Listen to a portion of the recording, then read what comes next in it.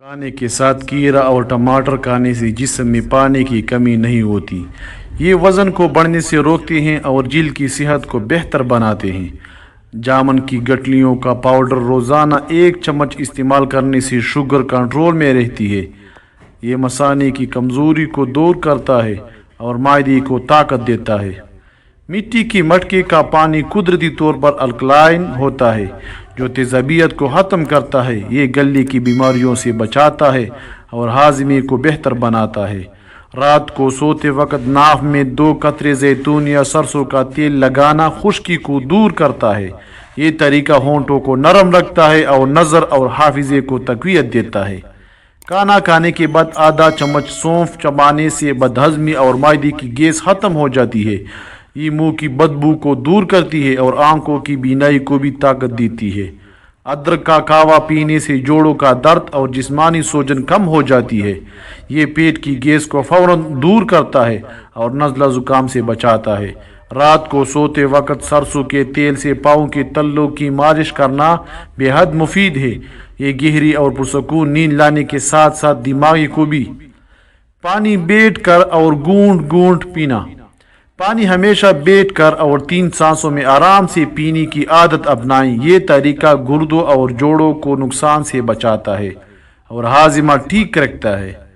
دوپہر کے کھانے میں دہی کا استعمال معدے کی گرمی اور سوزش کو دور کرتا ہے۔ یہ انتڑیوں کی صحت کے لیے بہترین ہے اور ہڈیوں کو طاقت فراہم کرتا ہے۔ پیٹ خراب یا پیچس ہونے کی صورت میں انار کی خشک چھلکے کا قہوہ پیے۔ یہ معدے کو فوری طاقت دیتا ہے اور منہ کی چھالوں کو ٹھیک کرنے کے لیے بھی مفید ہے۔ تازہ ایلو ویرا جل جلد پر لگانے سے داغ دھبے اور چہرے کی چائیاں دور ہوتی ہے۔ یہ جلن کو ختم کرتا ہے اور بالوں میں لگانے سے خشکی کو دور کرتا ہے۔ رات کو نیم گرم دودھ کے ساتھ 1 چمچ اسپغول کا چھلکا لینا قبض سے نجات دیتا ہے۔ یہ کولیسٹرول کو کنٹرول کرتا ہے اور معدے کی تیزابیت کو دور رکھتا ہے۔ روزانہ 1 سیب چھلکے سمیت کھانا دل کو صحت مند رکھتا ہے اور خون بناتا ہے۔ یہ فائبر کی کمی کو پورا کرتا ہے اور دانتوں کو مضبوط بناتا ہے۔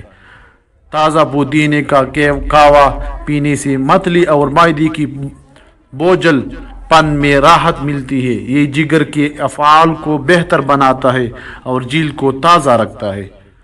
رات کو سونے سے قبل 1 گلاس گرم دودھ میں چٹکی بھر ہلدی ملا کر پئیں۔ یہ اندرونی دردوں اور چوٹیوں اور چوٹوں کو ٹھیک کرتا ہے اور نیند بہتر لاتا ہے۔ صبح کے وقت شبنم سے بھیگی گھاس پر ننگے پاؤں چلنا نظر کو تیز کرتا ہے۔ یہ اعصابی تناؤ کو دور کرتا ہے اور ذہن کو تازگی فراہم کرتا ہے۔ عام طور پر نہاتے وقت پیشاب کا آنا کسی بیماری کی علامت نہیں ہے۔ یہ بالکل نارمل جسمانی عمل ہے۔